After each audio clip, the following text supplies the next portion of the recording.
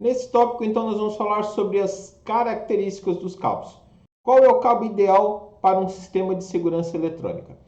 Normalmente, a gente sempre orienta a usar cabos com 100% cobre, porque no mercado, principalmente aí nesse nosso mercado de segurança eletrônica, alguns fabricantes, tentando reduzir o custo dos cabos, eles acabam utilizando um material que é um pouco mais barato, que é o alumínio cobreado. Isso é um cabo onde ele tem o interior dele de alumínio e a parte de fora dele cobreado. Isso é, a parte de fora dele é revestida com cobre. Aí na apresentação você pode observar que até tem um desenho aí, tem uma foto de como é esse cabo, né? Então, conforme eu falei, por dentro ele normalmente é um cabo de alumínio e por fora ele é um cabo de cobre.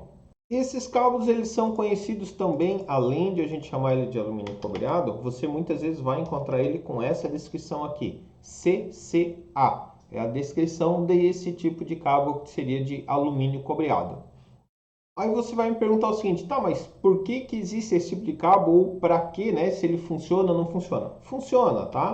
Esse cabo, ele pode ser utilizado principalmente para a alimentação. Então, para alimentação não tem muito problema você utilizar ele.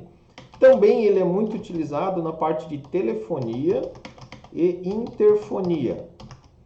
Funciona? Funciona. O ideal nesses dois casos, telefonia e interfonia, também sempre vai ser o cobre 100%. Mas pela característica do sistema não tem tanto problema você utilizar esse cabo CCA, de alumínio cobreado, né? Outra aplicação possível também é usar o cabo para raios. Ou também para entrada de energia elétrica também pode ser utilizado. Esse ficou na frente aqui, né? Então deixa eu jogar para trás aqui, deixa eu organizar essa imagem para trás aí. Então, entrada de energia elétrica pode usar.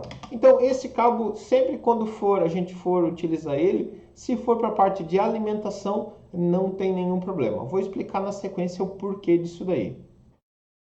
Esse cabo ele não é indicado para os nossos sistemas de segurança eletrônica, principalmente a parte CFTV, por causa da questão da frequência dos sinais que a gente trabalha. Como a energia elétrica alternada vai trabalhar em 60 Hz, 50 ou 60 Hz, contínua não vai ter frequência, então para esse tipo de aplicação não tem problema.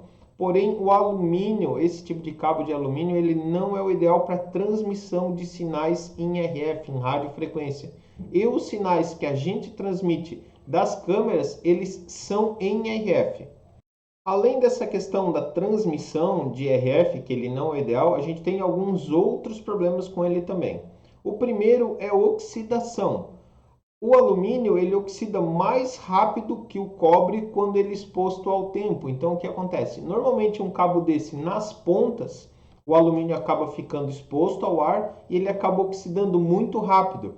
E ele é perigoso nesse ponto porque ele vai oxidar de dentro para fora. Como o alumínio está dentro, oxida mais rápido, a tendência é ele começar a oxidar de dentro para fora. Então você vai acabar perdendo eficiência e não vai nem entender por quê, porque vai olhar o cabo por fora e ele a princípio vai estar bonitinho, porque a camada de cobre ali ainda vai estar intacta, mas por dentro ele já vai estar todo oxidado. Outro fator também é o que a gente chama de efeito pilha. Tu deve lembrar lá quando a gente estudou a parte de diferença de potencial, que a pilha ela era formada por dois elementos com diferença de potencial entre eles, o que acabava gerando ali essa pilha, né? Essa diferença de potencial entre eles pela circulação das cargas. Não preciso nem falar que esse cabo ele possui dois materiais distintos, consequentemente esses dois materiais possuem uma carga elétrica diferente e eles acabam criando uma diferença de potencial parasita no próprio cabo. Isso é, o próprio cabo vai gerar uma diferença de potencial entre ele. Com essa diferença de potencial gerado, você deve lembrar lá da pilha de Daniel lá que a gente mostrou, o que ele vai acontecer? Sempre um elemento vai começar a ser corroído, isso é, vai começar a se desprender elétrons para entregar para o outro elemento. E novamente a gente vai ter esse problema, assim como a gente tinha da oxidação, a gente também vai ter esse efeito pilha, que os dois estão praticamente ligados um ao outro, né? Onde vai acabar gerando uma corrosão no alumínio, porque ele vai começar a ceder elétrons para o cobre. Então é mais um motivo para a gente não utilizar ele, é o efeito pilha. Com esses dois principais problemas aí que eu comentei, que seria o efeito pilha da corrosão e a oxidação, a gente pode concluir o seguinte, que esse cabo ele acaba tendo muito problema na conexão dele, ele acaba gerando muito mau contato. Por quê? As pontas vão começar a oxidar, o interior vai começar a corroer, consequentemente ele vai começar a apresentar problemas nas conexões. Quando a gente está tratando de cabo conectorizado, esse problema acaba se tornando maior ainda. E se a gente for utilizar esse cabo para uma aplicação de rede, pior ainda, porque a conexão precisa ser muito eficiente para um equipamento de rede funcionar de acordo. Já que eu falei de cabo TP, então só para você ter uma ideia, para a gente finalizar esse tópico aqui, esses cabos eles nem sequer possuem homologação nas normas internacionais, pelo fato deles terem esse problema de oxidação e problemas com mau contato. Então, as normas internacionais e, obviamente, as normas nacionais, todas elas pedem cabo 100% cobre.